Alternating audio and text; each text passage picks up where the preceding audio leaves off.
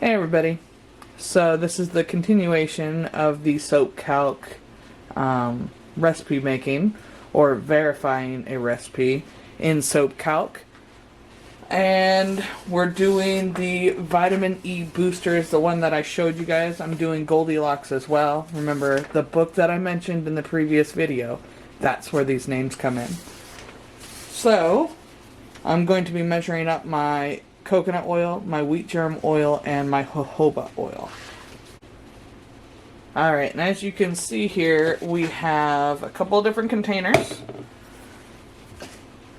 If you watched previous videos, you know what this one's for. This one's going to be for the oils I don't want to have in the mix until it's ready to be emulsified with the lye. So my jojoba oil is going to be going into this, as well as my wheat germ.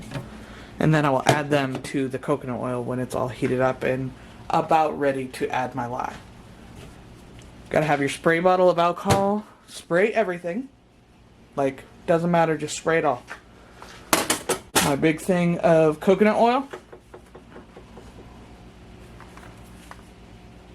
And it is pretty good coconut oil.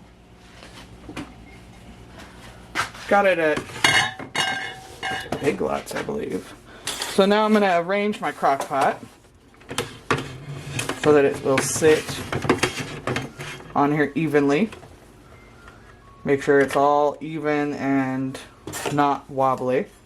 Turn on my scale. Alright, and I'm going to make sure I'm on the right function, and I always just go on ounces when I'm calculating for my soap making. Nitrile gloves, no latex, no food handlers. You want to be using nitriles when you're making soap. So, I get these at the Harbor Freight. Start from the top of my ingredients, and this is how I'm going to be coming down. Then I'm going to switch over to my lye and my water. So first my oils, then my lye and my water. So 42 ounces of coconut oil.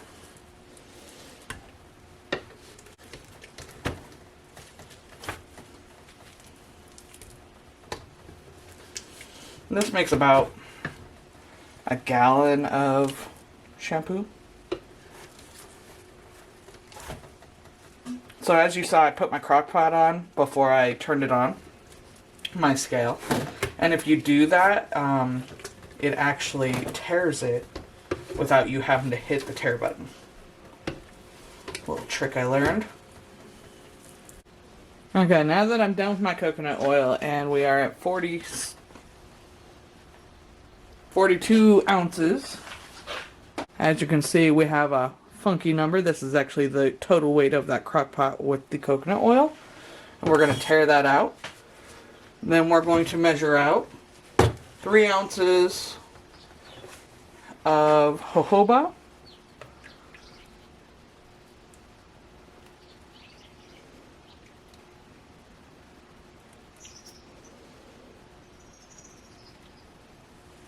And precision is key.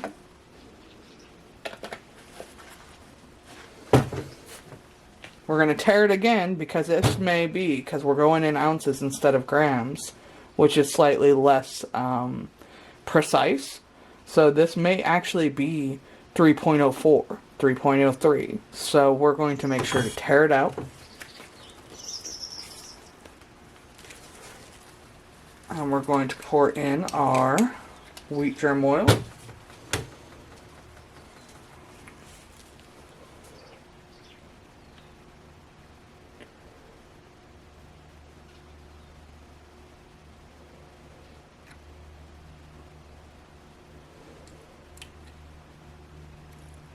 I have to be very careful because I cannot subtract the wheat germ from the jojoba if I go over.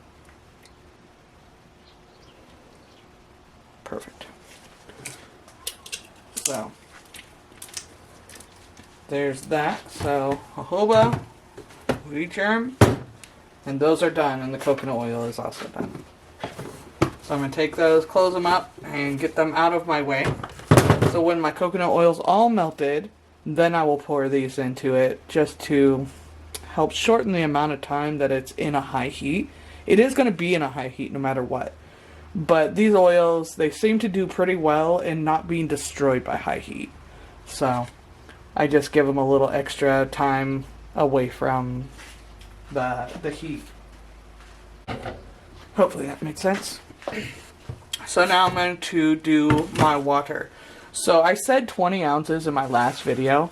It was just a guesstimation because I wasn't really thinking about it. But how I determine how much water I'm going to put into my recipe for liquid soap making is I know I want to have like 8 to 9 ounces of glycerin into my soap. So I'm going to look at my water. So to dilute or to dissolve lye, KOH or NaOH, is going to be double the amount of water to lye. So you're going to want a 2-to-1 ratio. So I'm going to need, we're going to look at the lye, and it says 12.26 ounces. So I'm going to double that, and it's going to be 24.52 ounces. So I'm just going to go ahead and go 22 because it's a 2. I'm going to go, 24.5 ounces of lye. That means I need to have double. Let me start that over. Okay, so now we're going to move into the lye. And I know how much lye I need to have, and how I factor my water is going to be double the amount of lye. So minus 8 ounces.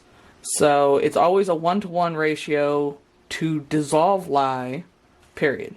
You have to have an equal amount of water to lye to be able to make it dissolve.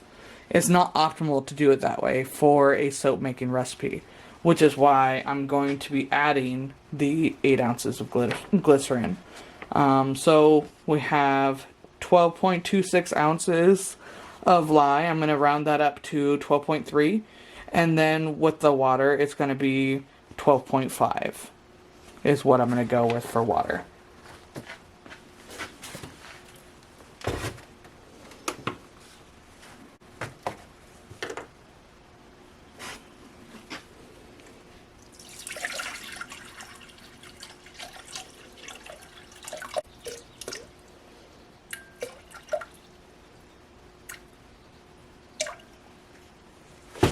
That works.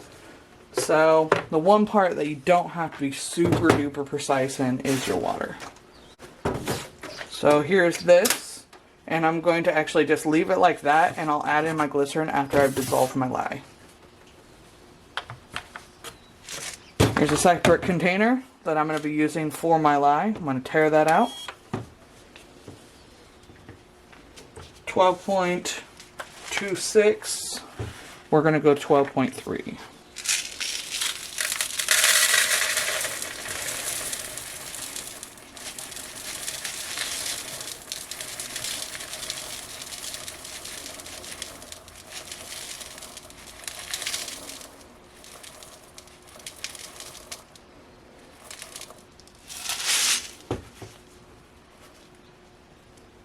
Okay, maybe you shouldn't just pick out your lye like that, but mine are like a big flake rather than a bead. Don't do it with beads because they'll stick to you, but my flakes don't stick to me. So now we have our lye, we have our water, got my silicone spatula or spoon, and I'm going to gently start stirring this in. You're going to hear kind of some popping sounds and whatnot. And you see that this is a big container for this little bit of water. And I said I use this for my lye all the time. One, because I can fill it about halfway and I'm still safe. If I do have any like sprinkles or sprinkles, any little splashes coming up off of the popping, it'll just hit the sides of this and it won't actually get out onto my surface or onto me. So a little bit at a time.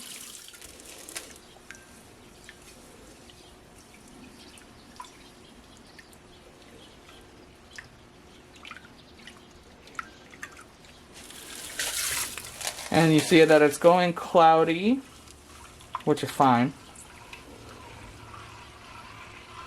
And I have my door open literally right next to my table. I'm standing back.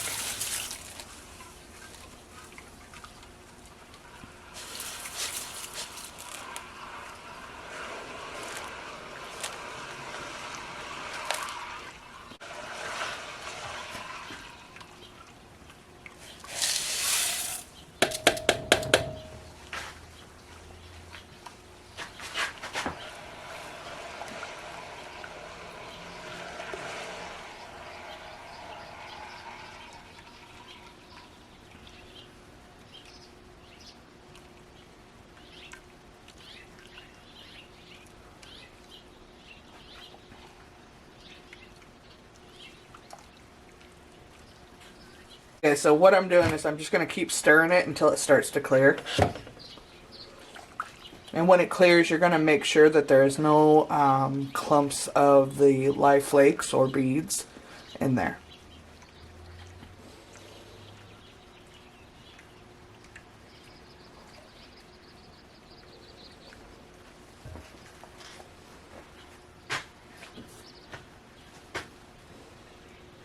I can see that there's no crystals. It is still slightly cloudy, which is fine. It is going to be hot, so be careful. That's why I prefer something with a handle. And now I'm going to add in my glycerin. It actually goes straight into here.